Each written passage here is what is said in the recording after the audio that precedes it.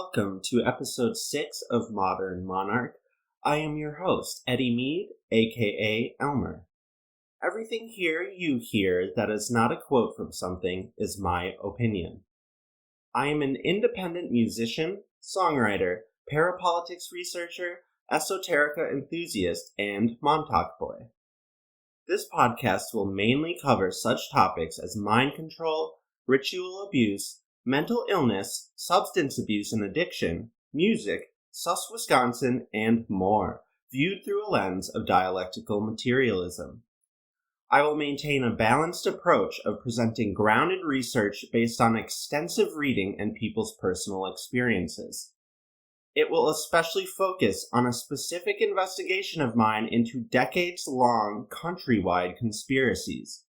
As I explain, you will come to know why I began this podcast in the first place. In the previous episode, we learned about more MKULTRA doctors, mainly Ewen Cameron and Luis de Souza. Cameron committed many of the most infamous medical crimes associated with MKULTRA. He also probably recruited Nazi psychiatrists for Operation Paperclip, plus trained them and other doctors.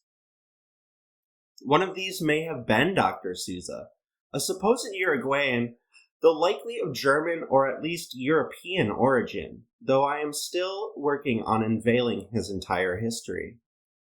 Eventually, we will be discussing German colonies in pre- and post-war Uruguay. It will allow us to return to the subject of submarines, something spoken about in episode 3 in relation to telepathic communication. The so-called psychic driving techniques of brainwashing Dr. Cameron used on victims at McGill University in Montreal, Canada, are quite similar to the techniques involving sound waves used by Dr. Souza in his experimentation on kids at the Dozier School for Boys and elsewhere in Florida and other states. In the last show, we excerpted from a book by a victim named Anna Starfire. Those excerpts gave us an idea of the goal of such experiments. It also brought up the exploitation of vulnerable populations and at reform schools, including for MKUltra testing. Today, this will be our focus, especially in Florida, specifically at the Dozier School for Boys. While it existed, the school's name changed quite a few times. From 1900 to 1914, it was the Florida State Reform School, then renamed the Florida Industrial School for Boys. In 1957, it was shortened to the Florida School for Boys, and from 1968 until 2011, it was the Arthur G. Dozier School for Boys. I will mostly be referring to it that way or in a shorter form like Dozier. Anyhow, we will be beginning our story long before the days of MKUltra. In fact, it starts prior to the existence of the modern state of Florida and the United States as a whole. At the time, the Spanish Empire controlled the land.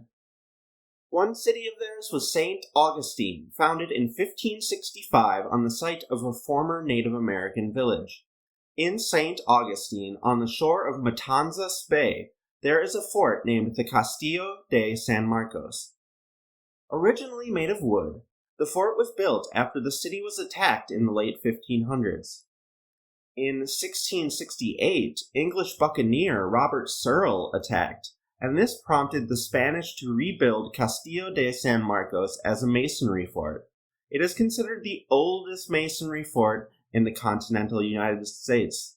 In a future episode, we will be going back to the 15 and 1600s to study a different type of masonry.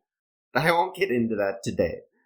Native Americans were brought from nearby Spanish missions where they were being converted to Roman Catholicism to build it. Unfortunately, this is only the first example in today's episode of Native Americans being taken advantage of.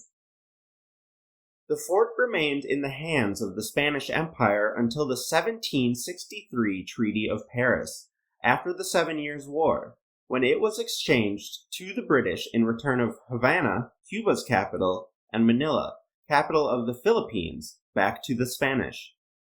In British hands, Castillo de San Marcos became Fort St. Mark, and served as a military prison during the American Revolutionary War. It was considered a base of operations in the South, so improvements were made. Prisoners held there included 3 founding fathers: Edward Rutledge, Arthur Middleton, and Thomas Hayward, Jr. The 1783 Peace of Paris treaties returned Florida to Spain, and therefore the fort as well. They renamed it Castillo de San Marcos and continued making improvements. It remained theirs until Spain ceded Florida to the United States in 1819 and transferred it in 1821. Under control of the U.S., it was renamed Fort Marion after Revolutionary War General Francis Marion, who was nicknamed the Swamp Fox. During the American Civil War, the fort was quickly recaptured from the Confederates by the Union on March 11, 1862, without a single shot being fired. Confederate troops had abandoned the city of St. Augustine, so when the USS Wabash entered Matanzas Bay, city leaders surrendered, and both the city and fort became United States property again. Before and after the Civil War, Fort Marion held Native American prisoners from the numerous wars fought between them and the Americans, including the Second Seminole War of 1835 to 1842 and the wars in the West during the 1870s. Many prisoners died there. Around 1875, Civil War veteran Richard Henry Pratt, a brigadier general in the United States Army, was made supervisor of the prisoners. He apparently upgraded their conditions, unshackling them, but it mostly meant attempting to teach them English, American culture, and the Christian religion.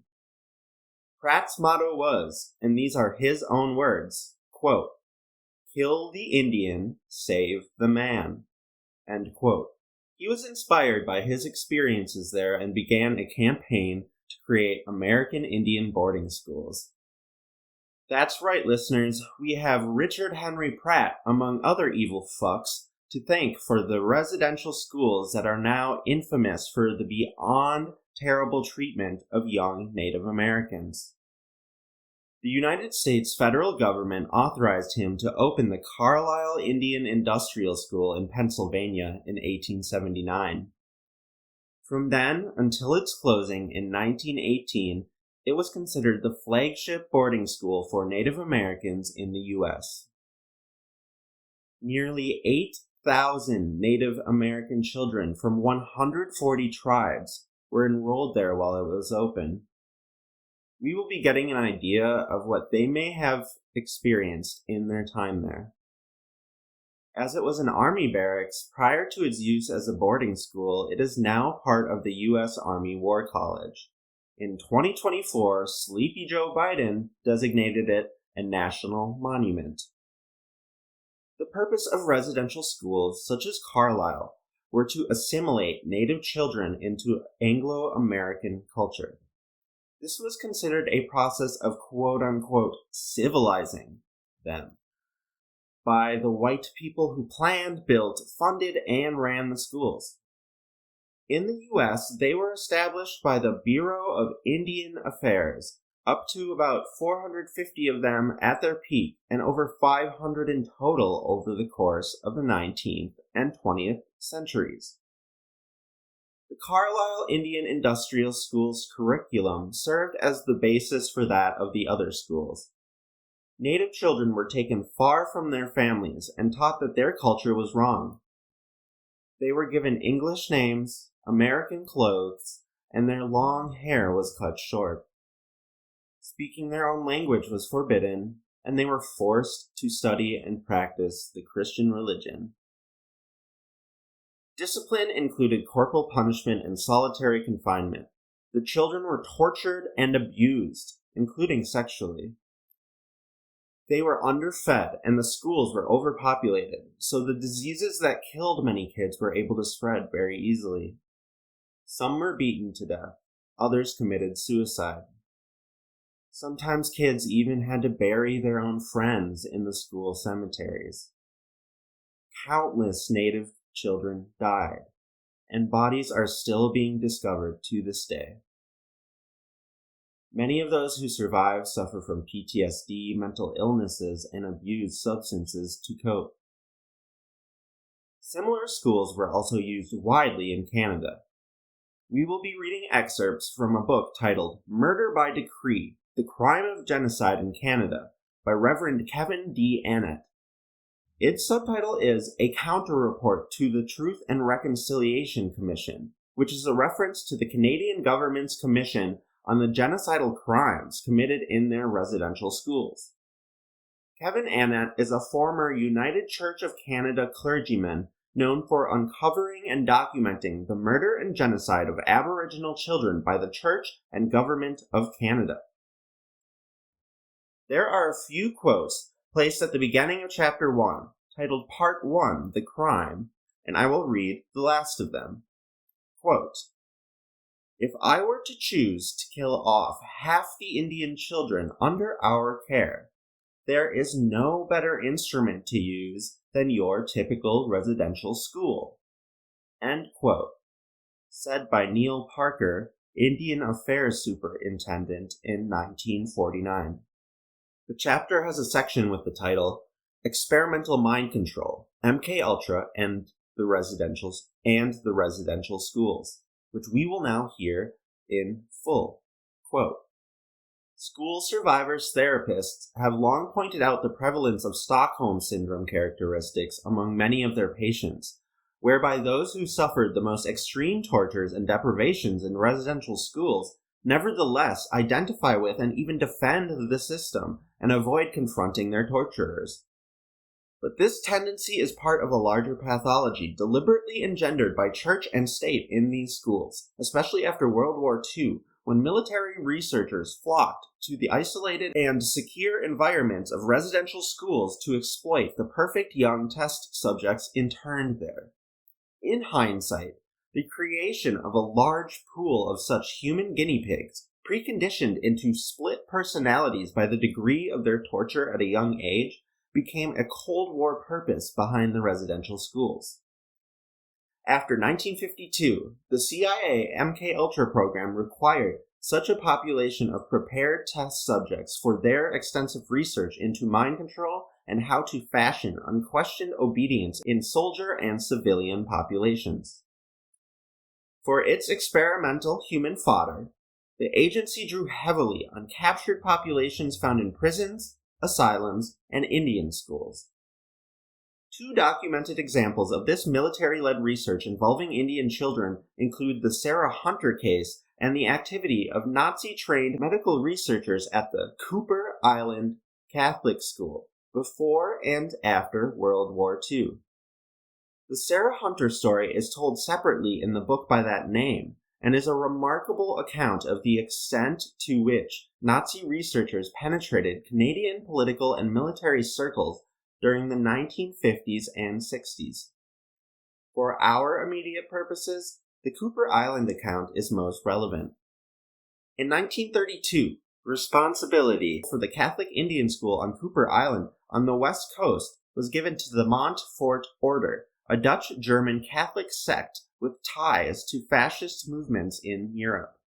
In January 1939, the Montforts brought to Cooper Island a group of, quote-unquote, about a dozen German-speaking doctors, end quote-unquote, according to eyewitness Dennis Charlie, who survived what happened next.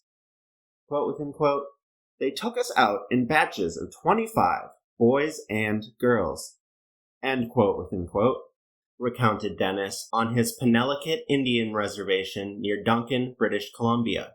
Quote-unquote, "I was 10 at the time. There were boys in our group a lot younger than that. They marched us into the infirmary and lined us up so the Germans could examine us. The German doctors weren't from around there. They needed translators to ask us questions. Then they gave us injections in our chest, 2 needles near each nipple. We started falling down right away. It made us sick, dizzy, some of us passed out. 2 of us got so sick they died later from the shots. One of them was my friend Sandy Mitchell. but they took him over to some hospital in Vancouver and studied him before they died.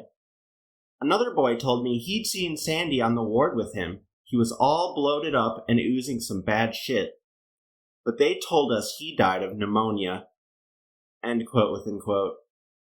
Soon after this incident, 3 boys who had been injected ran away from the school, and local police were informed of the experiments. Unusually, the police refused to return the boys to the school, and a week later all of the Montfort brothers resigned and were replaced by the Oblates.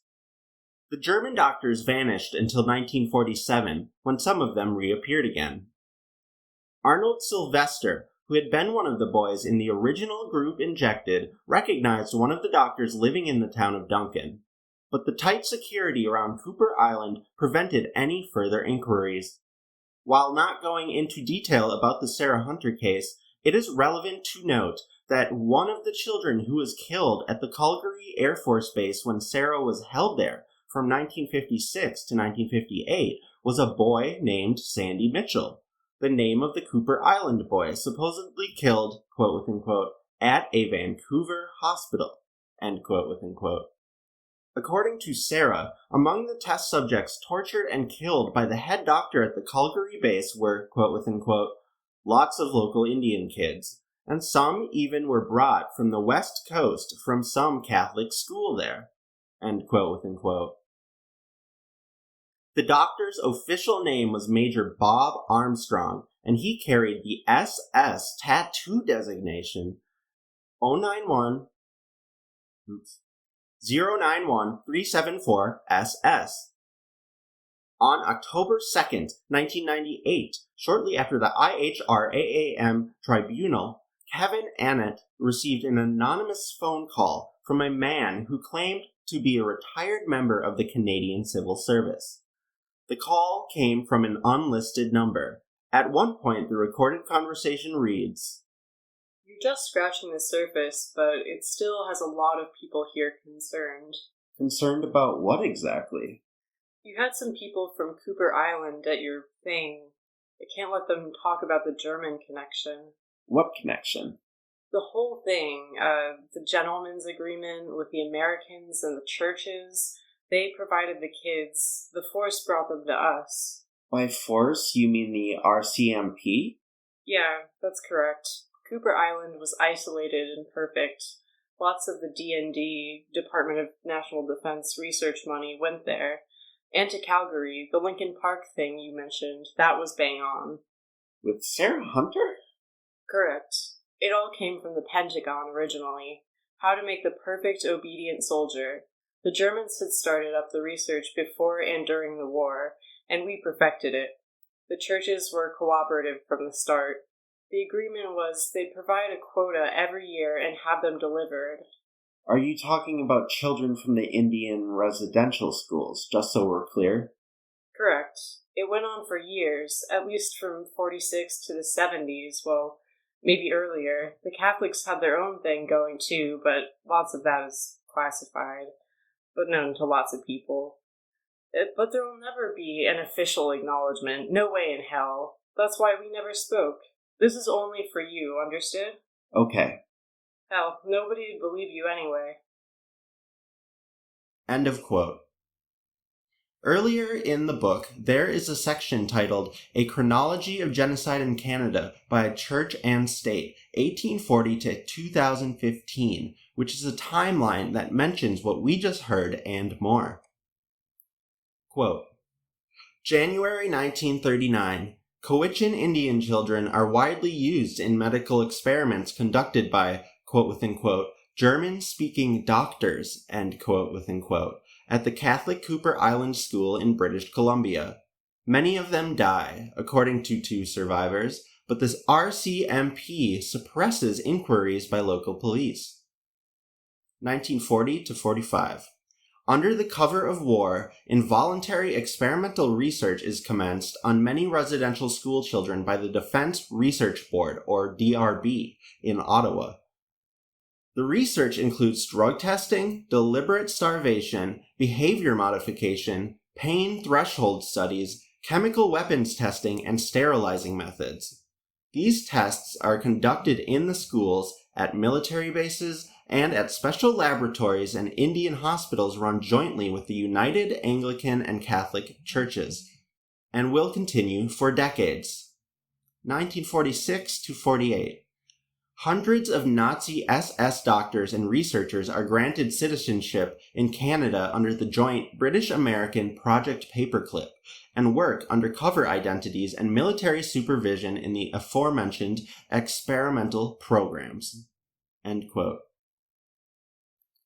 This information tracks with what we learned in the last episode when we discussed the MKULTRA experiments conducted at McGill University by Ewen Cameron and other doctors, including Donald Hebb, who received funding from the Canadian military. The info provides more confirmation that Canada took part in Operation Paperclip. It is very possible that Cameron chose which Nazis would be granted citizenship. They may have received training from him, or even gave advice about mind control methods they perfected at concentration camps during World War II.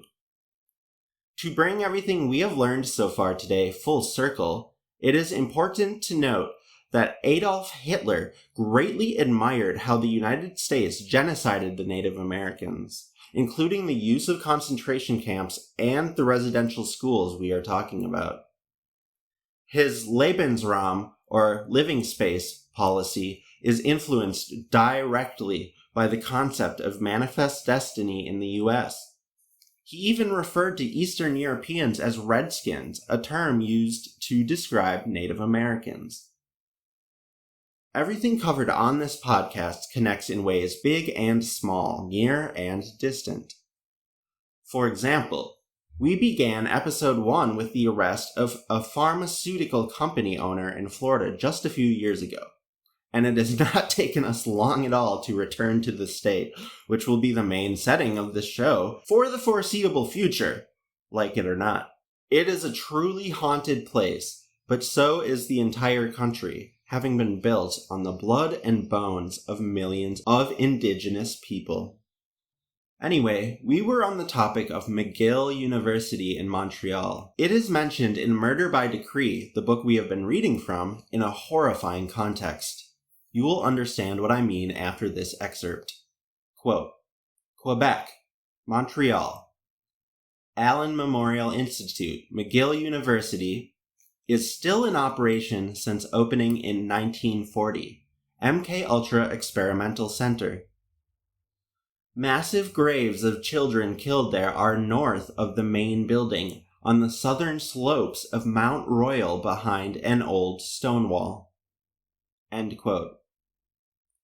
That was from the section Appendix 5, Mass Graves in Canada, a list of 28 burial sites at former Indian residential schools. Given that information, one must seriously wonder if Ewen Cameron experimented on indigenous children and caused any of their deaths.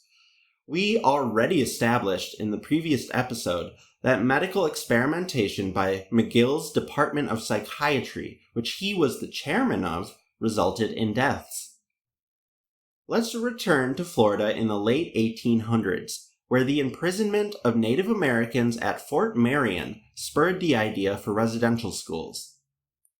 By 1900, the year Dozier School for Boys was opened, 20,000 Native American children were in residential schools.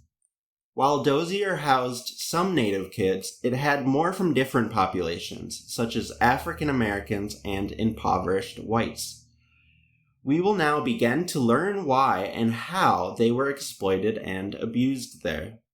We will be excerpting extensively from Report on the Investigation into the Deaths and Burials at the former Arthur G. Dozier School for Boys in Marianna, Florida, by members of the Florida Institute for Forensic Anthropology and Applied Sciences, University of South Florida, submitted on January 18, 2016 to then Governor Rick Scott, then Florida Attorney General Pam Bondi, and others.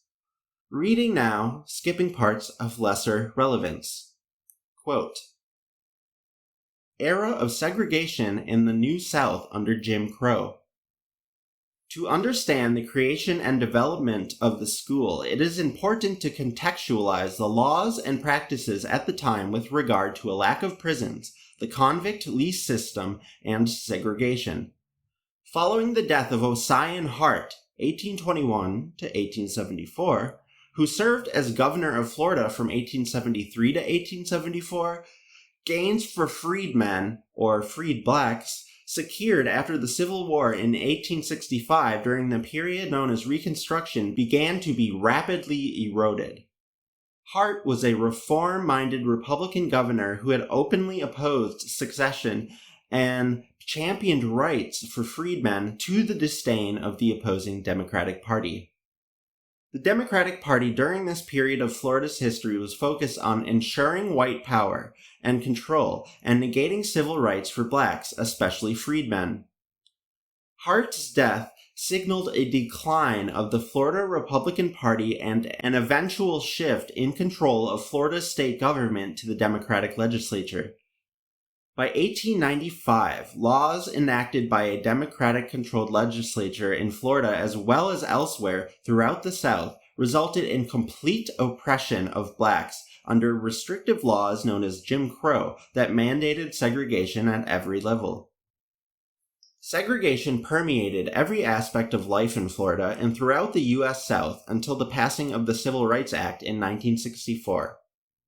No understanding of the Florida State Reform School over the course of its history can be understood without consideration of the impact and implications of segregation, particularly those relating to criminal justice.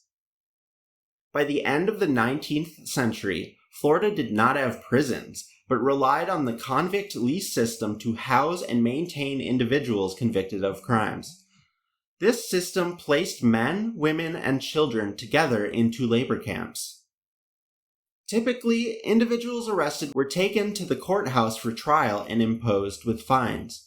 The number of people arrested rose significantly in the later part of the 19th century.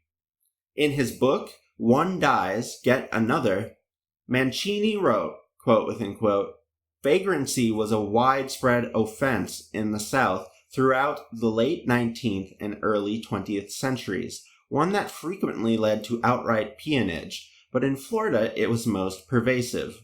End quote. Many laws were created or used during this time, such as the vagrancy laws as a means to obtain labor. Mancini wrote, quote, "Florida had 208 prisoners in January 1883. 291 2 years later. There were 530 convicts in 1895 and 1,071 by 1904. There can be little doubt that part of the growth can be attributed to the assiduous enterprise of the labor agents whom Dutton hired to pay the fines of vagrants and transport them to the stockades." End quote. More than 90% of these men were African American. Local business owners from the timber, phosphate, citrus, cotton, and other industries would pay the fees or lease convicts from labor agents who had control of the individuals for a period of time, often 1 year or more. The labor agent was responsible for the housing, food, and maintenance of the individual who would work to pay off the court fees, housing, and other expenses incurred for their care. The business owners would often contract with labor agents to use the workers in their business or subcontract the labor to other industries. Despite the men who ran the convict lease programs not being sworn law enforcement, they could legally discipline convicts in their care and even legally shoot and kill convicts that tried to escape. The convict lease program, labor camps, became notorious for deplorable conditions, the spread of infectious disease, and deaths due to brutal treatment such as flogging. In 1899, a House investigative committee reported the convict labor camps were, quote, "a system of cruelty and inhumanity," end quote. One foreman was reported to have, quote, "beat men that died. Some would be so badly beaten that they could not lay on their back for weeks," end quote. Typically, deaths that occurred in the convict lease system were undocumented and underreported. The dead were often buried in folk burial grounds at the edge of fields without markers. In some cases, small wooden crosses were used. According to Mancini, a turning point came when a 16-year-old, whose autopsy report states death from torture, died in 1887 from a whipping received in a convict labor camp. Public attention over this death and others at the camps grew, as did demands for reform and that children be taken out of the convict lease system. Calls for reform grew louder with the publication of J.C. Powell's The American Siberia, which describes the brutal conditions of labor camps. It was in this environment that the idea for a reform and training school in Florida developed. End quote. As an aside, before continuing, the labor camps that were just explained bring to my mind the Dora concentration camp during the Second World War. I was tempted to cover it today, but it will have to wait until the show on Disney mind control programming. Why then? Well, because one of the Nazis in charge of the camp was Werner von Braun. The camp's prisoners slaved away to build his V-2 rockets, with at least 30,000 perishing in the process. After the war, he was brought over via Operation Paperclip to play a very important role in NASA, befriending Walt Disney down in Florida, and taking part in creating the mind control programs we started speaking about last episode when we met Dr. Souza. All of that, all of today's information, and upcoming episodes all form the background for the personal story of the first Project Monarch survivor I will be interviewing for this podcast. To make things easier for now, let's refer to them as Violet.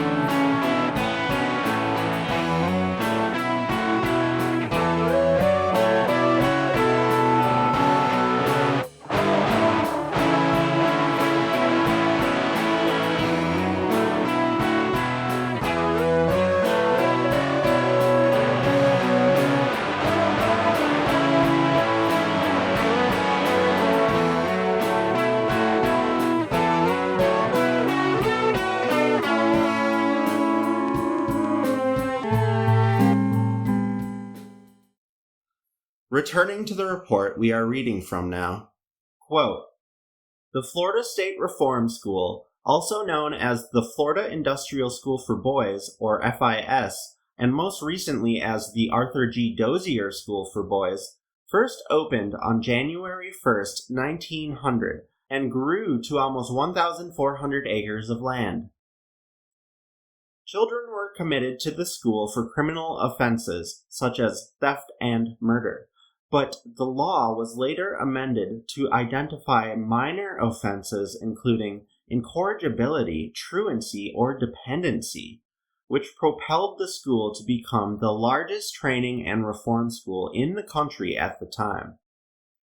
Originally, the school housed children as young as 5 years old, including both males and females who were segregated by race and sex.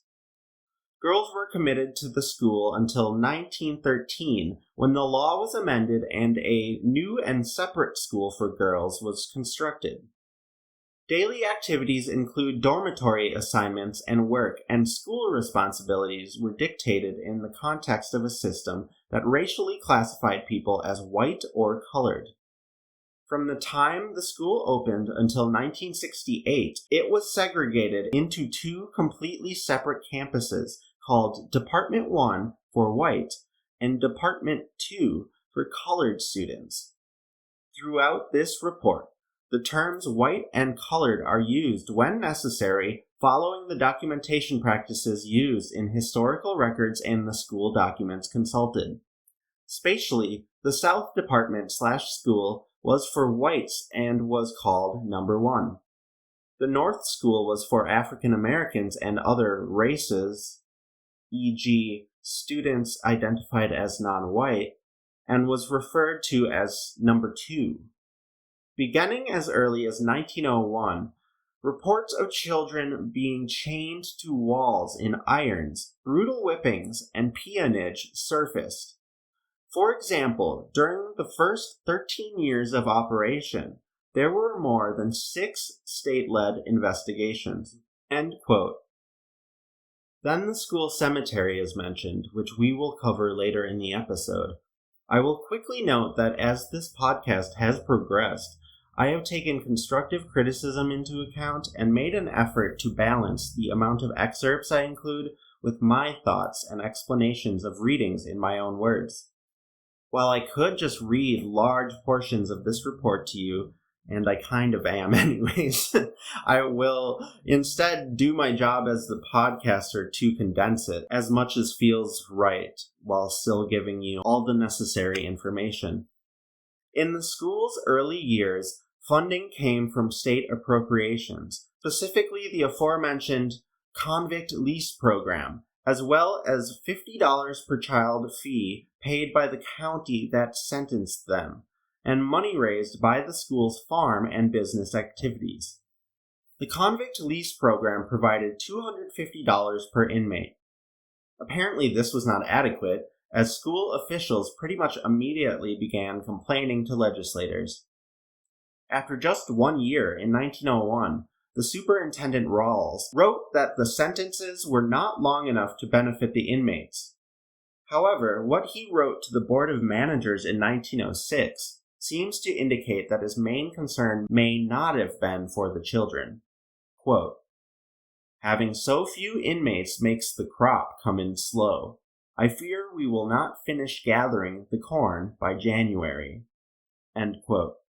The terms of sentencing had already been changed to 6 months to 4 years to 21 years old, or as determined by the court in 1903.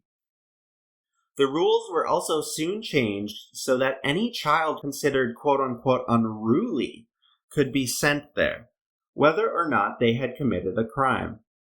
Quoting several paragraphs from the report now, quote, "In the same year, 1906, Governor N.B. Broward wrote to the state legislature that, quote within quote, we get large returns at present for the hire of convicts. We should spend a reasonable sum of it to reform the juvenile offenders. The needs of the state reform school be made really a reform school and not a juvenile prison. And that such labor and work as is imposed upon its inmates be imposed with a view of their industrial training, rather than a means of revenue." End quote within quote. Despite this sentiment on the part of Governor Broward, letters from Board President Milton continued with requests for longer sentences and increasing the number of boys committed to the school, along with suggestions on how the school could increase revenue. From a 1907 letter to Honorary Broward. Quote, within quote, "If the school were to purchase a sufficient number of cattle, it could run a dairy farm to advantage, as there would be a good local demand." End quote, within quote. Milton goes on to point out that there was already sufficient goods and farm products to meet the needs of the school, and that this excess could be sold for profit. In order to continue to increase the number of students at the school, the Board of Managers suggested eliminating the $50 fee paid by the counties to send a child to school. In the 1907 biennial report, the board argues that if a child were sent to the state prison, the county would benefit $250. But under the current system, the county was instead paying $50 to the reform school and therefore had no incentive to commit boys to FIS rather than prison. With the elimination of the county and court fees, the number of inmates did increase substantially. In 1907, there were 45 inmates, 30 were colored, though 18 escaped, all colored. By 1908, 1 year later, there were 102 inmates, a more than 50% increase over the prior year, from letter from Superintendent Belch to Board of Managers, 1908.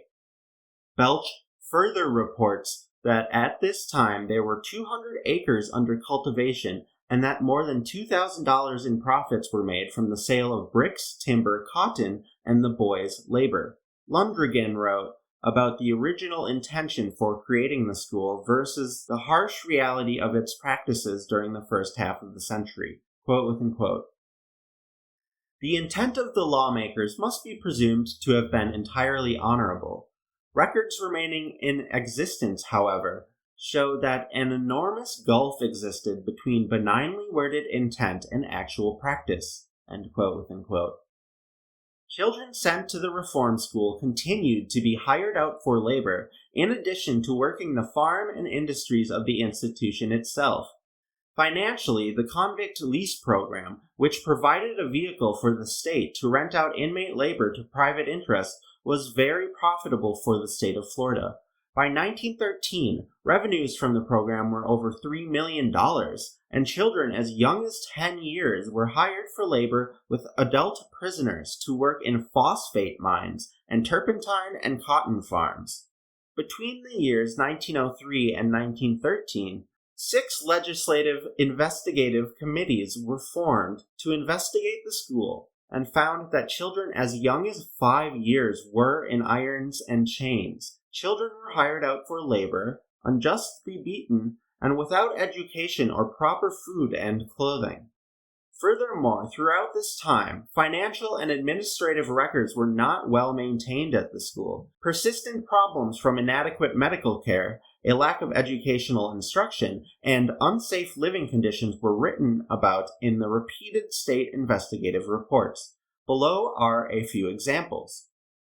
1903, quote within quote, "We found them in irons just as common criminals, which in the judgment of your committee is not the meaning of a state reform school.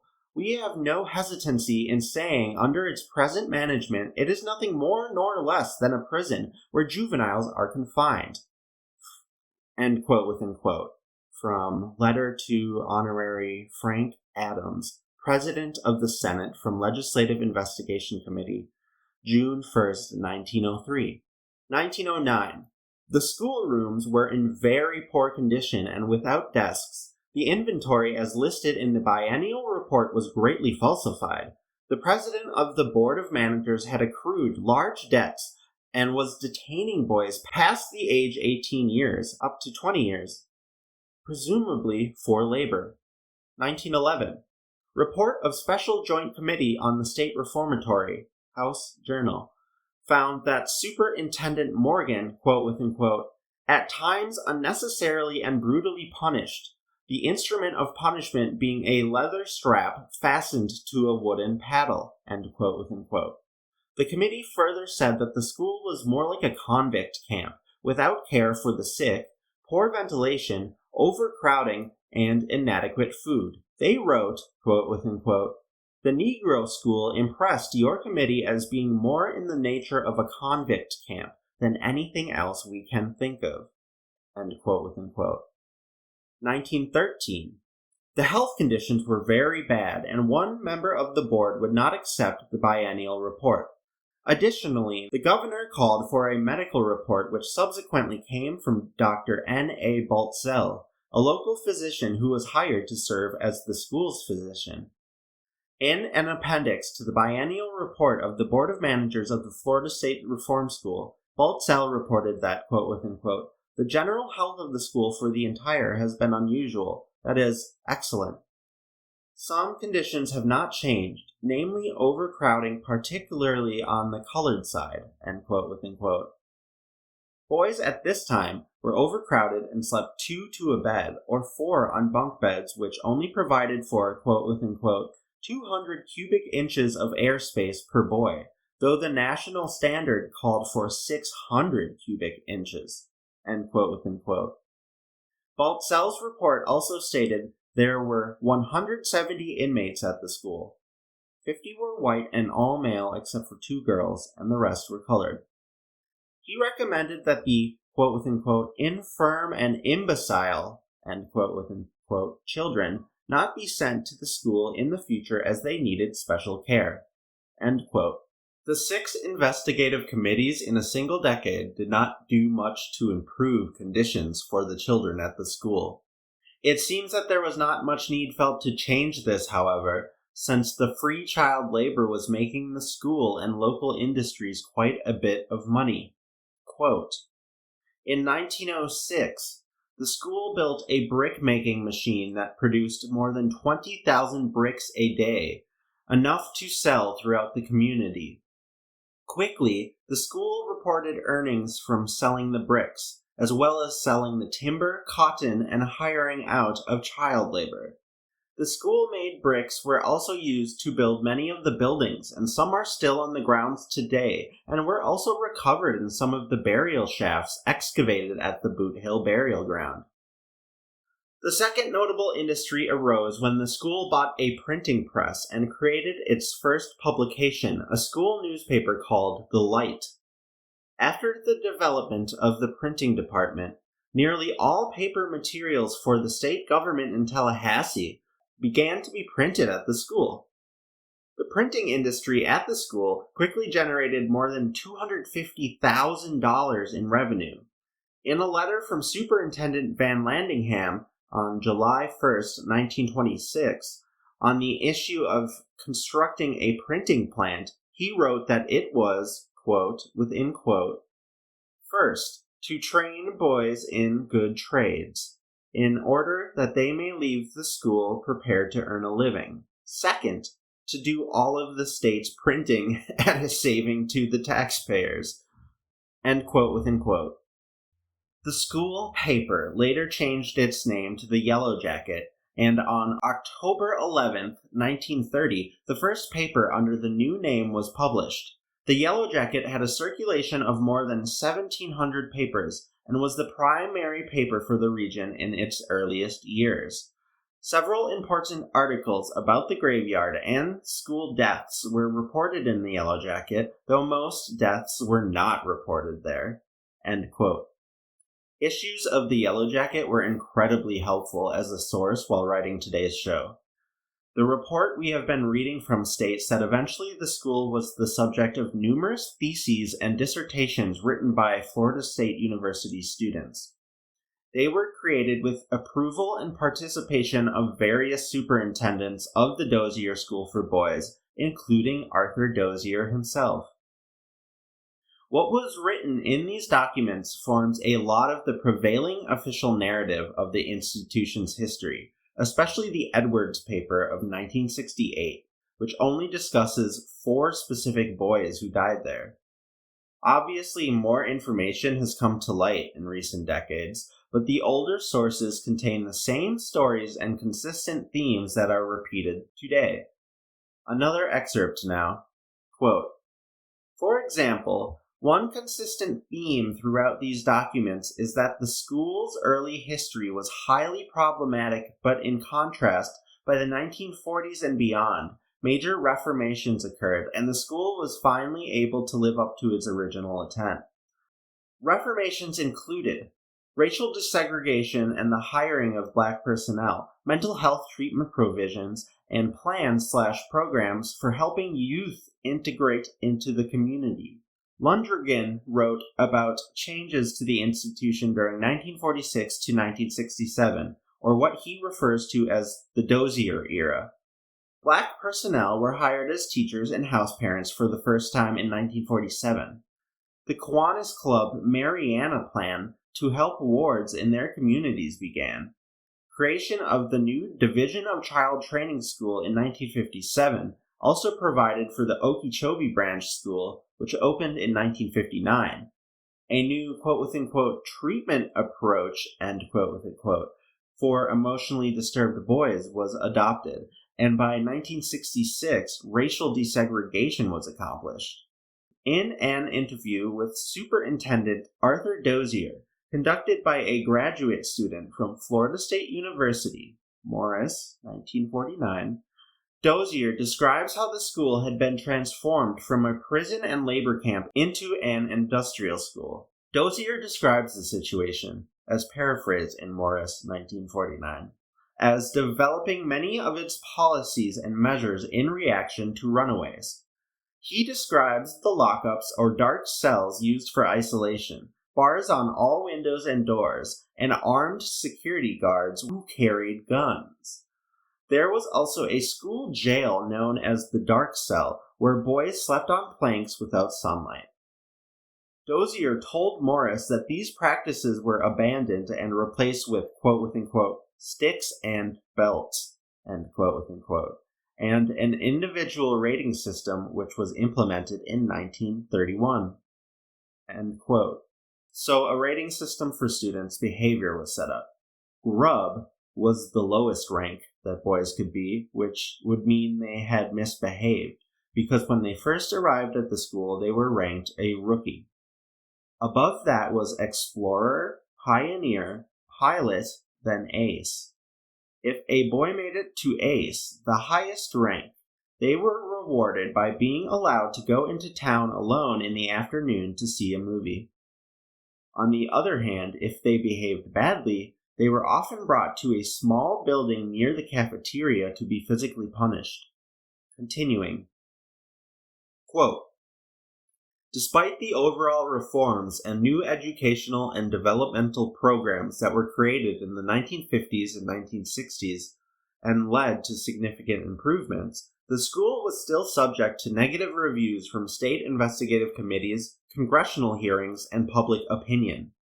Reports of brutal beatings, maltreatment, and isolation continued to surface by employees of the school, psychologists, and politicians. In 1957, Miss Addie Summers was hired as media relations specialist to help combat the negative publicity. Her scrapbook is full of articles published throughout Florida and nationally from this time, circa 1957 to 1958, and is now in the state archives, Florida School for Boys, newspaper clippings. The publicity is overwhelmingly negative, with headlines such as, "Boys volunteer for beatings to work the day out," "Airing due to beatings of boys at Ideals School," "Hell's 1,400 acres," and "Spare the Rod." In 2005, men who were former students of the school came together and began to publish their stories about the abuse they experienced at the school and call themselves the White House Boys.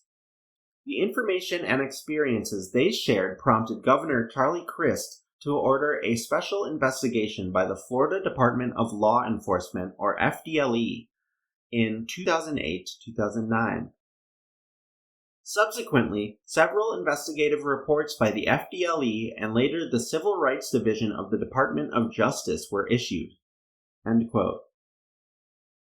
So we have learned that the school opened, and soon after, kids as young as 5 were kept chained in small cells and badly beaten. A decade or so into the school's existence, a grand jury declared that the types of punishments used there were, quote, cruel and inhuman, end quote. Yet it took half a century for reforms to really start happening. And what were they actually aiming to accomplish? We will explore what was done to apparently improve the place. The victims group calls themselves the White House Boys because inside that small white building is where most of the heinous abuse occurred. It was also sometimes referred to as the ice cream factory because for a while that is what it operated as, providing dessert for the students' meals. I will briefly excerpt an article from the Atavist magazine now. Quote, one of the country's leading forensic anthropologists, Kimberly, had unearthed mass graves in Bosnia, Nigeria, and Peru. But the White House struck her as uniquely haunting. Quote within quote, It just feels sad, end quote, within quote, she said. The scene was a far cry from the image the Dozier School had presented to the world when it first opened in 1900 as a national model for the rehabilitation of troubled youths. Quote within quote, the grounds were immaculate, end quote within quote, recalls U.S. Senator Bill Nelson, a Florida Democrat, who as a boy in the 1950s often visited family in the area. Locals in Marianna still speak fondly of Dozier. Until it closed down in 2011, the school was known for a Christmas light show that attracted visitors from around the state. An early publicity brochure showed clean-cut boys playing bugles under the campus cedars and billed the school as, quote within quote, a place in the sun, end quote within quote, and end quote. Just a note for you dedicated listeners out there, one of the newspaper article clippings I have about the SUS Curtis Blake Child Development Center and Curtis Blake Day School is titled, Blake Center Provides Place in the Sun for Special Children. So that is just another little synchronicity I came across while researching I wanted to share. In the process of looking through 40 years of Yellow Jacket issues, I saw that every year after Christmas they would have an article about the many thousands of people who came to see their Christmas show. They must have really made it seem like it was a heaven on earth type of place for kids to go when obviously it was anything but. It was hell. Anyhow, here is another paragraph from the Atavist magazine about the Dozier School. Quote, in 1914, a fire broke out in a dormitory, killing 8 boys, as well as 2 adult staff members, who had been locked inside. The superintendent and other staff members had been in town at the time on what a grand jury, convened the next year, called, quote within quote, a pleasure bent, end quote within quote. In 1958, a psychologist who had worked at the reformatory testified before a U.S. Senate subcommittee that the school's students were brutalized on cots in a small building on campus where, quote within quote, they are told to hold the headrail and not yell out nor to move, end quote within quote. Corporal punishment was banned at state-run institutions in 1968. But hair-raising reports about conditions at Dozier continued until at least 2007, when surveillance cameras caught guards choking a teenager and beating him unconscious on a concrete floor. And yet, a century's worth of investigations had all petered out without serious consequence. End quote. I just want to pause quickly to emphasize that last sentence. The school was a total nightmare for over a century, scarring and traumatizing hundreds of boys for life, even causing the early deaths of many. After that former school psychologist Eugene Bird blew the whistle on the abuse happening, the school's newspaper, the Yellow Jacket, included an article titled, Former Worker at Odds with FSB Philosophy. It does not bring up the specifics of what Bird alleged, but just states that he had a different philosophy. They called his a, quote, philosophy of utter permissiveness, end quote, as opposed to theirs, quote, that children require certain controls if rehabilitation is to take place, end quote. Beyond the nightmare that was the school itself, the lifelong trauma led to dozens of Dozier alumni ending up on death row, as we read about last time. One listener and friend of mine pointed that out as a specific part of last episode that hit them, that over 100 deaths were caused by people who went to Dozier after they left. The school was like a factory farm programming young men to kill. I am sure some listeners are familiar with Dave McGowan's seminal book, Program to Kill. Also, you may remember me mentioning that a serial killer eventually becomes part of Violet's story that this Dozier stuff is also background for. The next show will be going deep into all of that. For now, let's return to the article from the previous episode. It does a great job explaining a kind of program to kill theory regarding the kids at Dozier. I will be using excerpts next time about that angle. However, today we are just going to read a tiny section.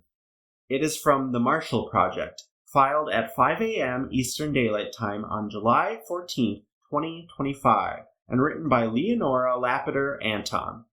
Quote, Jesse Guardado, 62, on death row for killing a 75-year-old Walton County woman during the tail end of a 2004 crack binge, witnessed countless criminal acts at Dozier and was physically abused. Quote within quote, I was beaten while I was in handcuffs and shackled.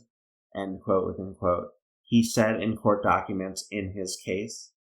Quote within quote, I saw people being raped and beaten. A horrible place. A nightmare. End quote within quote. Jerry White ended up in Dozier at age 14 following his first arrest for a burglary in 1962. He experienced a year of severe beatings, his mother told the Orlando Sentinel in 1995, and went on to rack up 9 felony convictions before he robbed an Orlando grocery store in 1981 and killed a 34-year-old customer. The paralyzed store owner later died from his injuries. Florida executed White in 1995. Before the state executed him in 2013, William Van Poyck, who killed a West Palm Beach prison guard with an accomplice in 1987, brought up his abuse at the Okeechobee Boys' School in court documents. He said employees hogtied him, soaked him with water, and left him on the floor. Several times they brought Van Poyck to the quote within quote ice cream room, end quote within quote, and struck him with paddles and straps 30 times. If he cried out, they repeated the beating, end quote. I included that last paragraph because it again brings up the ice cream factory or room, although at Okeechobee Boys' School. So there may be some confusion about the nickname for that place, or oddly, both schools may have had a place used for beating students that used to be a building to make ice cream in. Now, returning to the article from the Atavist magazine about the White House Boys.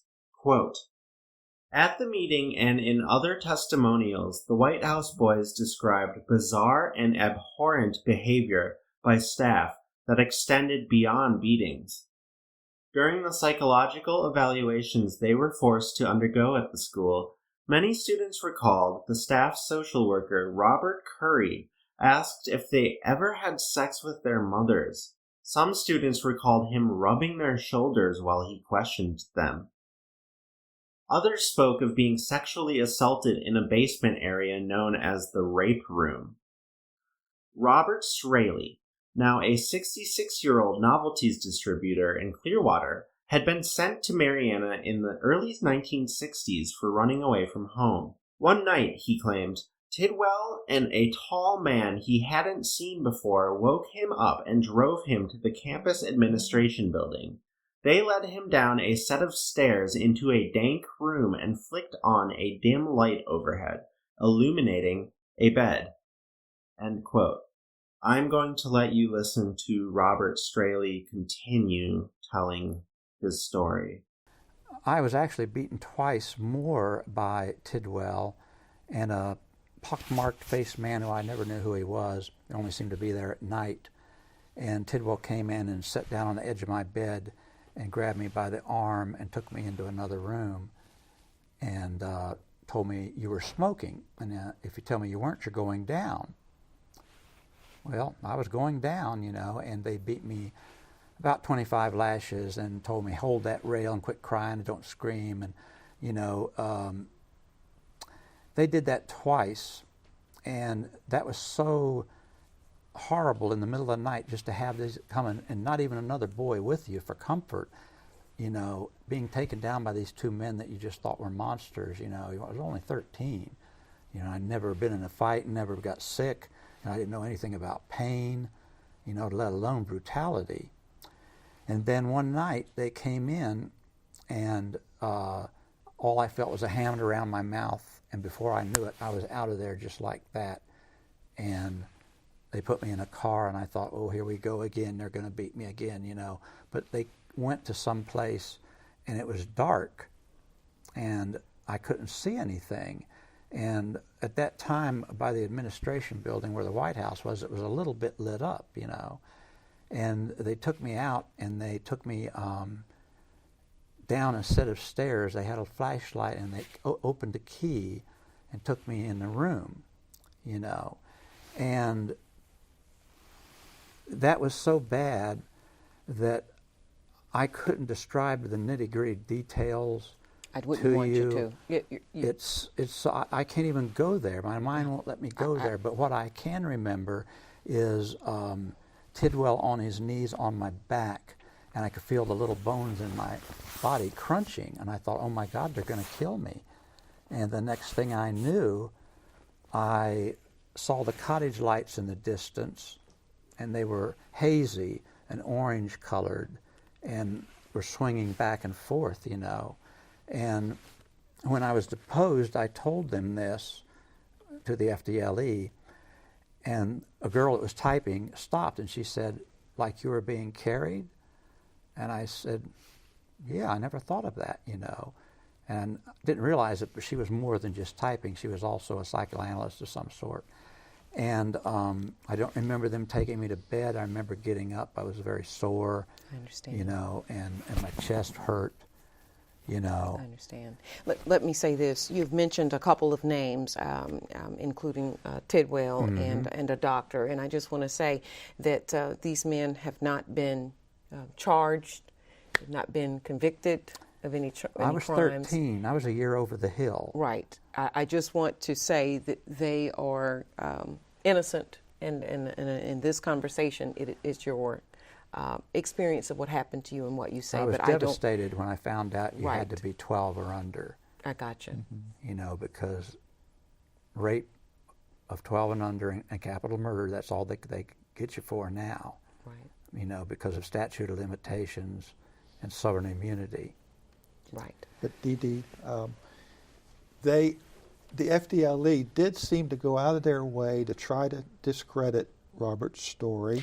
And I don't want to do that here on the Aware Show. No, I'm not comparing Right. you to that. I got I'm you. just saying, you know, the statute of limitations, like Robert mentioned, was passed on the sexual abuse and the physical abuse and everything else. But it seemed like they kind of went out of their way to even downplay the sexual abuse, like they tried to discredit the people that reported it. And, you know, people that report sexual abuse, a man to report sexual abuse, it takes a whole bunch of courage. I mean, it's a courageous thing. The guys. Very much so.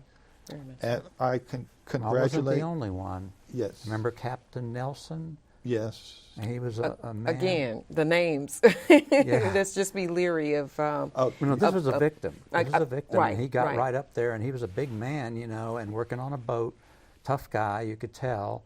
And he just said, yeah, you know, I was raped there. I was 11 years old, and I Well, there are felt a like I number- should open my mouth about it. There are a number of stories. And I just thought, gosh, you know, I can't hardly even say that, you know. And I thought he was so brave to bring that out.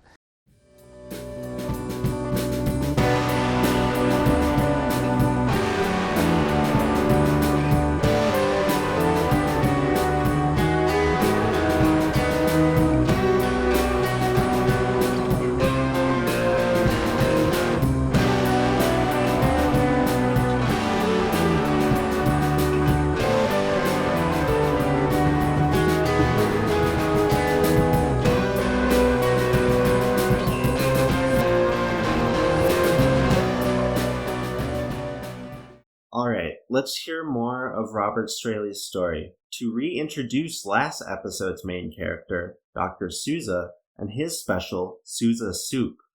The clips we are listening to are from a show called Aware on WSRE, which is Pensacola, Florida's local PBS station. Troy Tidwell may have had one arm, but that one arm was huge, big arm, strong, you know.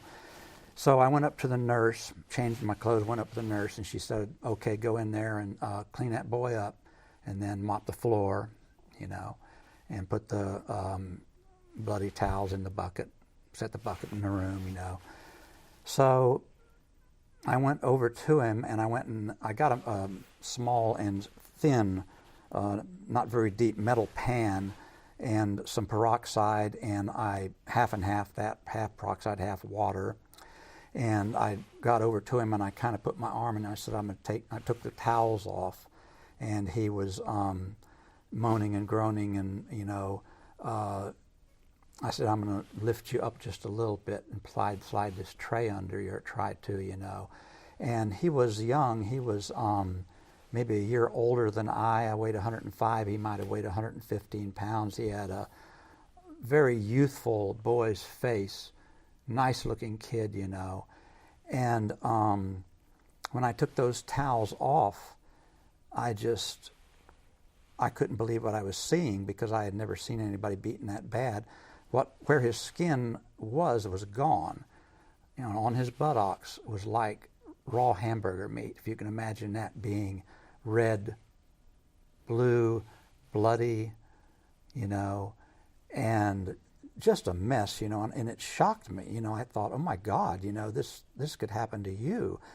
And when I put my arm under him, and he grabbed my arm like I was his mom or God or somebody, and just wouldn't let go of it, and he shook and cried, and I tried to be as gentle as I could, and washed him with that, and patted him with a towel, and he screamed a little bit, you know, because it hurt, and then I took Vaseline and put on him, you know, to help him heal, and then rewrapped him with the towels, but he had my arm the whole time, and I tried to ask him, what is your name, you know, and he just kept shaking, you know, and it was so traumatic, it even had me crying at that point, you know, because I felt so bad for this kid, and I thought, all I could think of was, they could do this to you, you know. I'd never seen it that bad. And so the next day I came in, it was the same thing. And the third day I came in, he was gone. And you didn't ask questions, you know. And usually boys that were beaten, got the 100 lash beating, they would put them maybe in the hospital for a little bit and doctor them up, and then they would put them up to isolation. And there was a doctor there named Dr. Souza who actually made his own medical potion by going over to the slaughterhouse, extracting red bone marrow from the cows and mixing it with something, which we believe might have been Thorazine, because the boys that drank this potion said, well, I don't hardly remember what happened. It was just a haze, you know. And, of course, that was totally illegal. I called the FDA, Federal Food and Drug Administration, about it. You know, and they said that would have been illegal back then. You can't do that to juveniles. And so they either took him there, or if he was in deep shock. You know, I talked about this to a couple of doctors that I go to, and because I wanted to know what, you know, that was like. And they may have taken him to Chattahoochee, which is the mental hospital. It was also a hospital. But you really don't know what or happened they to him. might have killed him. But you don't. I don't know, because when you're there, when you're in that big of a shape with shock, when shock is that great, you know, it could either kill you or it could stay with you for a long time, and you come out of it not quite right. Well, they can't send you home like that, although they did do that, you know, to boys. You just heard it alleged that Dr. Souza was putting Thorazine in the custom concoction he had made for patients. I forgot to include that bit of info in the last episode, but bringing it up now also gives me a chance to mention that Violet has told me that Souza would use milk of amnesia during the mind control programming. That is the nickname for the anesthetic propofol, which John B. Glenn synthesized in 1973 for Imperial Chemical Industries, or ICI, now known as AstraZeneca. Propofol mostly replaced sodium thiopental, which was often called truth serum, a nickname that has been tossed around for a myriad of other drugs, one being scopolamine, which came up in an earlier episode due to its use by the CIA. It is also mentioned in the Epstein files. Oh, and it has a place in Violet's story as well. Certain benzodiazepines have also gained the truth serum nickname. I have a hunch that Sousa's soup probably had plenty of ingredients, including sodium thiopental, because propofol was not yet synthesized. And his soup directly harmed the brains of many kids at the school and in various communities across the country before he fled to South America. It had been revealed that his medical credentials were illegitimate. Because of this, he was being charged with perjury in New Jersey, and previous court testimony of his was being looked into.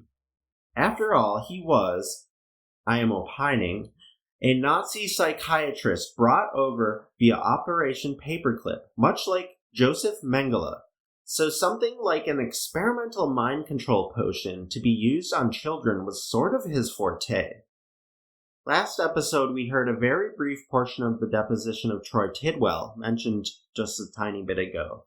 The one-armed man who allegedly inflicted severe beatings on hundreds of students over the years.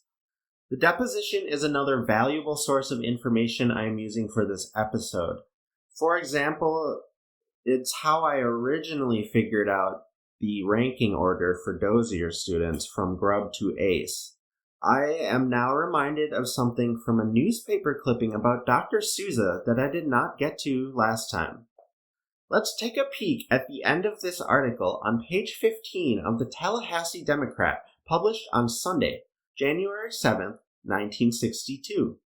Quote, "Through sound therapy, with the right ultrasonic note," he went on to explain, "he can rouse lazy endocrine glands, tap the pituitary gland, and start a boy growing at a normal rate, increase sugar in the blood, and even influence red blood count. He expects about 80% of the youngsters diagnosed as emotionally disturbed to respond to sound wave treatment.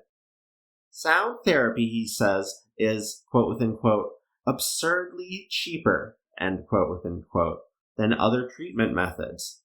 The only facilities needed are a bed for rest, a special diet, and a laboratory to check reactions. A small lab has been set up in an office."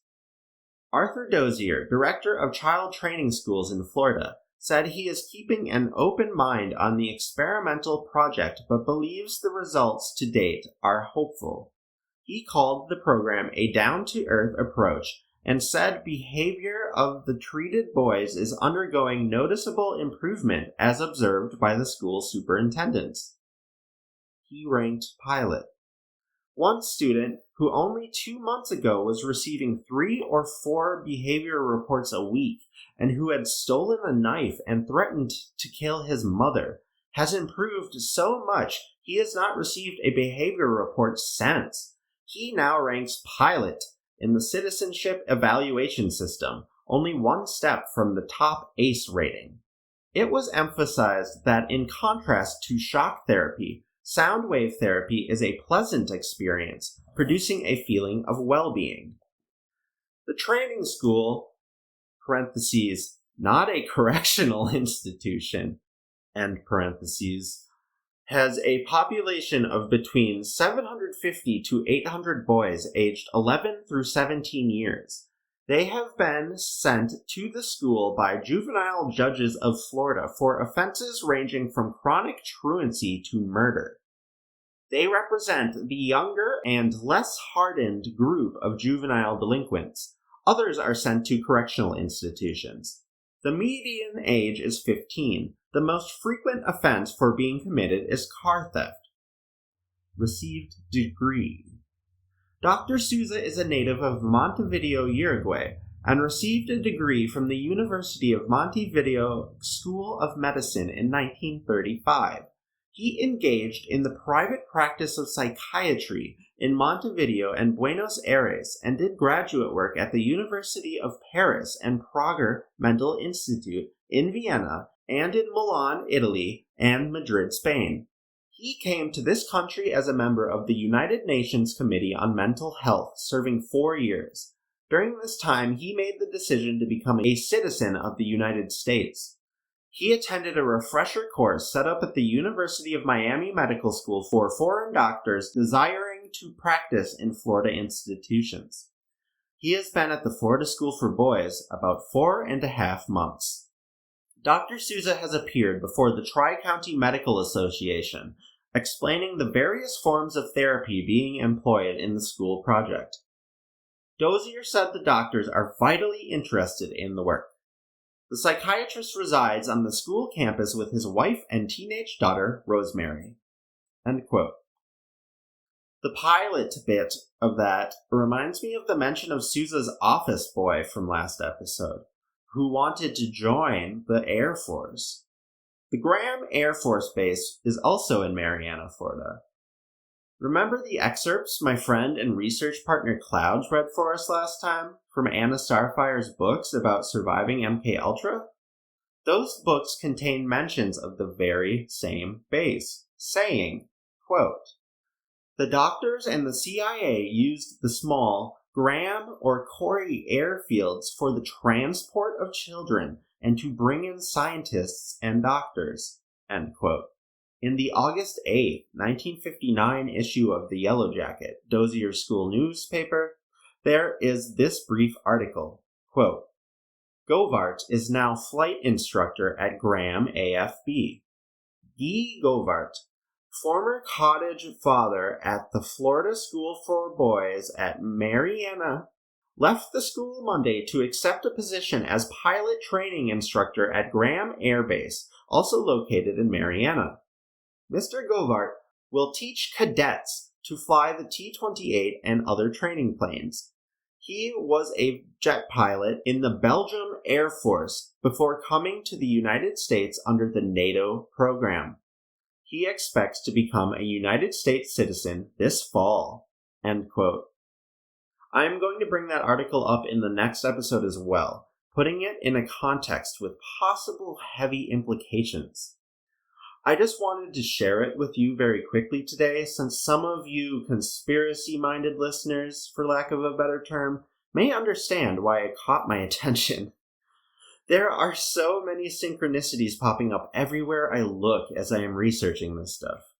There is much more to say about Souza that I have not yet, but I will in due time. I will say that after reading the old news clippings that mentioned his heavy accent last episode, I confirmed with Violet that it was a German one, which has also been brought up by White House boys in certain testimony or appearances on shows by them. Anyway, keep in mind that we are deep into multiple episodes worth of background information for Violet's story, which I have been given the honor of presenting to you. It will be the first time the personal story is told publicly, and in the process we will shed light on larger aspects of parts of history and events that have received relatively little attention whatsoever. As I mentioned earlier, I have spent quite some time reading through the old school paper, in addition to the usual newspaper archive research I do for each episode. It is a bi-weekly newspaper that was published for 40 years, and I read every issue. Each issue lists staff members, and I have been building a timeline of who was in charge of what and when they were. I have noticed a lot of psychologists, dentists, psychiatrists, all sorts of doctors and guidance counselors coming and going throughout the time when mind control programs were heavily funded. It is about time to meet more of them. Since our main period of focus is the Dozier era, which overlaps when MKULTRA and its related projects were active, we will first meet Arthur G. Dozier himself. He is also one of the people named specifically in a lawsuit by several White House boys as having been most often responsible for abuse. He was born in Georgia in 1910, and in 1925 moved with his family to Sarasota, Florida. In 1933, he graduated from the University of Florida with a Bachelor of Science degree with extra credits in psychology and education. In May 1934, he began teaching science and math at the Florida Industrial School. 2 years later, he became principal of the entire academic department for white students. He was also a cottage master, editor of the school newspaper, and a Boy Scout scoutmaster. After directorship of the colored department of the school, then a few years as director of the white department, Dozier joined the Army during World War II. He spent 28 months overseas in the Mediterranean Theater of Operations, working as a psychologist, both as an enlisted man and officer. This is of obvious interest to us as we have been covering the use of mind control by Army psychologists and psychiatrists. When he returned to the United States, he was a pre-induction classification officer at Fort McClellan, which meant he would be assessing the mental status of returning soldiers, among other tasks. Dozier left the Army in December 1945, returning to the Florida Industrial School and quickly becoming its superintendent. He was behind many of the changes we will look at. They did not seem to remedy the issues at the school, but instead made it a great place for possible mind control research to be done.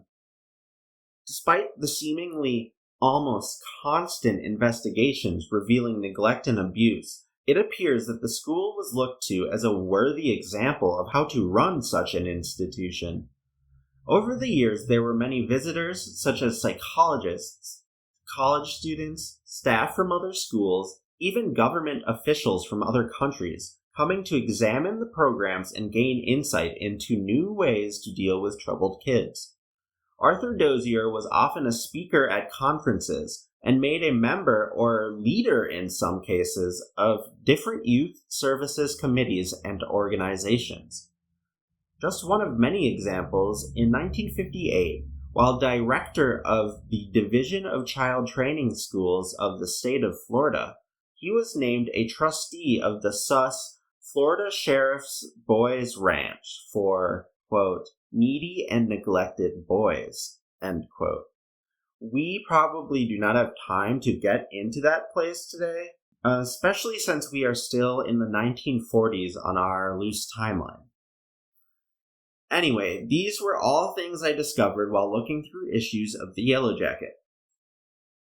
In that process, I came across a lot of curious events and faculty with intriguing histories. I will not be listing every little thing I found sus, but some stand out as important to our story more than others. First, the Yellow Jacket paper published on April 6, 1946, had an article titled, Superintendent Arthur G. Dozier Visits Boys Town.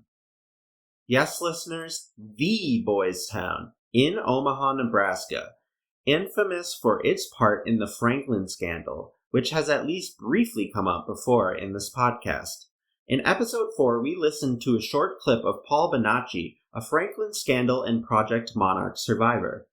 I highly recommend Nick Bryant's book, The Franklin Scandal, to anyone interested. For now, what you need to know is that the Boys Town Orphanage was used for a constant supply of boys to take advantage of by pedophiles and mind control programmers. The article states, quote, while at the school, Mr. Dozier intends to make a study of the plans and systems used there, with a view to incorporating any or all that might prove beneficial into the function of our own institution. End quote. I am sure that Arthur Dozier got plenty of ideas from Father Flanagan and his orphanage. He also visited the Mississippi Industrial School for Boys, Louisiana Industrial School for Boys, Arkansas Industrial School for Boys, and the Kansas Industrial School for Boys on the trip to Boys Town, and stopped over at the Missouri Industrial School on the return trip.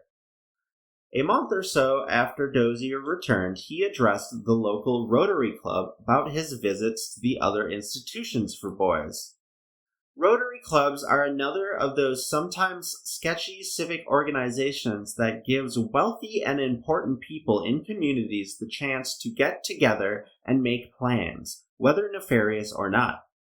He was a frequent speaker at the Kiwanis Club and Lions Club, too. At one time, he was even lieutenant governor of the Florida district of Kiwanis International. The school was part of the Kiwanis Club's so-called Mariana plan to sponsor boys. One Yellow Jacket article explains that a Kiwanis member would become a boy's, quote, special friend and counselor, end quote.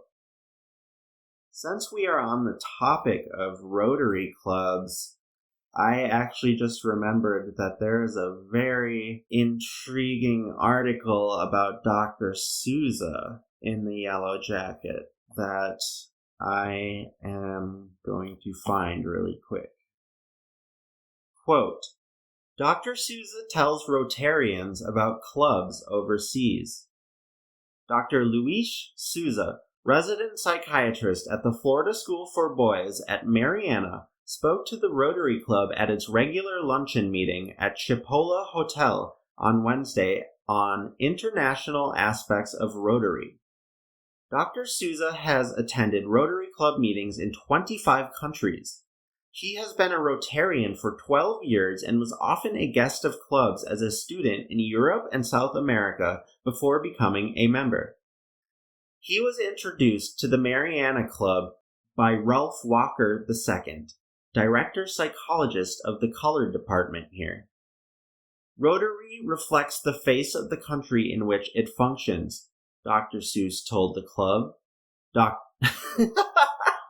Dr. Souza told the club. He said it is characteristic of dictatorships that they suppress Rotary clubs. During the time Hitler and Mussolini were in power, he attended clandestine Rotary meetings in Germany and Italy. Franco was mistakenly called a dictator in Spain, Dr. Souza said. He always allowed Rotary and other such organizations to meet freely and openly. In some countries, Dr. Souza reported the Rotary Club has taken on a nationalistic attitude, but this is not the ideal of Rotary International. All countries, he said, owe a great debt to the United States, which is the mother of Rotary International. End quote.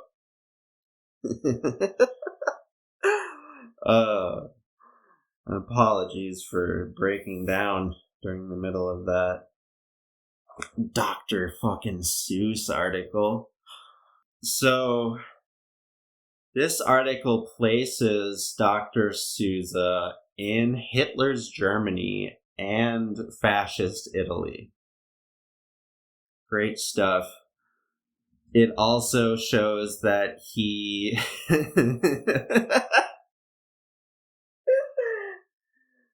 he's running cover for fucking Francisco Franco. Oh, mistakenly called a dictator. Yeah, sure, Dr. Souza. Okay. Fuck you. Anyways, I am glad that I remembered that article. Let's get back to the timeline now. Where the heck was I? Ah, yes. What I am trying to note by bringing up Arthur Dozier speaking at all these local civic organizations and clubs is that many people in Mariana had an interest in the boys' school and how it was run. It made them money. it was a source of cheap child labor. There were rewards for apprehending and returning kids who ran away. Plus, it was not just adults on the school staff that took part in abusing children there.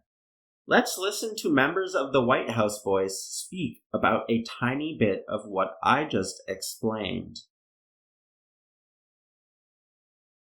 How involved do you all believe people who live near the school? What do you think they knew about? Do you think they were aware of what was going on? They were more than aware. Or had they? Or do you believe? How would you know that? You can't just we know say it. We know it in several different ways. They encircled that town in a ring of silence. You did not. This is what three ladies told me the same thing, calling in and talking to me.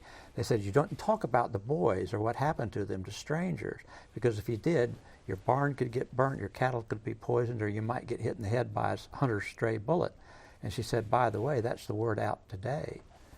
And whenever a boy ran, they went boy hunting. The farmers jumped in their trucks and took off, and these boys never really had a chance. What they saw woods, and they thought they would run all night, but they were going to have to run across roads and across railroad tracks, and these men would just be sitting there in their trucks with their lights out waiting on them, and then they'd catch them, And one man, Calvin Creamer, made a statement that chilled my blood and everybody else that's ever heard it. There was a place worse than the White House, and it was in the piney woods of Florida. He said, quote, back then it was torture for the boys. They were mean men to begin with. When they caught them, they'd strip them and tie them over 55-gallon steel drums, bare naked, and then they'd beat them, and the police didn't care either. And I thought to myself, trying to imagine being stripped naked with a bunch of big, rough farmers, and that was bad. But what was really bad, and I didn't think about it for days later, we had the luxury of being knocked down a foot into that bed. We had a mattress and springs absorbing some of the blows. These boys were beaten against steel, naked. They would not have gotten out of there without permanent damage or death. I will believe that. I stand behind that. They can call me a liar all day long, but I believe that. You also believe that people may have turned a blind eye to some of this because because you allege they benefited from what was going on. If you didn't work there, you had a relative that worked there. We're talking about a small town, and this employed 160 people. And yes, there was people that quit over the beatings. There were people that objected to it. The rest, jobs were scarce. You were going to do that, or you were going to find yourself out in the fields under the hot sun picking some farmer's produce. And so people put up with it, I know that Elmore Bryant and he was a former mayor, he made a statement late. The last thing he said really bothered me. He said, a lot of bad things happened to the boys and to the staff there as well. People are afraid. And I thought, what did they do to the staff? You believe the people who are, and you can chime in as well, Andrew. You all believe that some of the residents in Marianna benefited financially. Yes, absolutely. They were skimming off that farm. I've seen some reports, and when I look at them and I look at the figures, they don't look right to me. You're talking about a 1,000-acre farm that made millions of dollars. They put out produce by the ton. They had and back beef. then, that's a lot of money, $1 million. Yes, yeah. They had beef, they had pigs, they had lumber, they had every kind of produce you could think of, sugar cane, they had everything going that they could get. A brick plant that spewed out 20,000 bricks a day, and this was all done by the labor. And they actually changed the law back around 1907. Judge Milton changed the law to where they could send you up there on an indeterminate sentence to be approved by the men that ran the school. In other words, they could keep you there as long as they wanted to, and they could also pick boys up for smaller things like incorrigible, truancy, shoplifting, small crimes. They'd send them up there because they had this great farm going, but they needed a lot of labor. Including and this started back in plantations, 2007, or I'm sorry, 1907. By 1915 or 1918, that farm was really cranking it out. And it continued to do that because they had the men up there to do it. One man called me, he was a black guy, an old man, and he said, I got picked up for truancy. And I said, how long were you there? And he said, 5 years. And I said, did they beat you? And he said, yeah. He said, I never could understand why they beat me like they did because I never stole nothing. Mm-hmm. And I thought, how sad.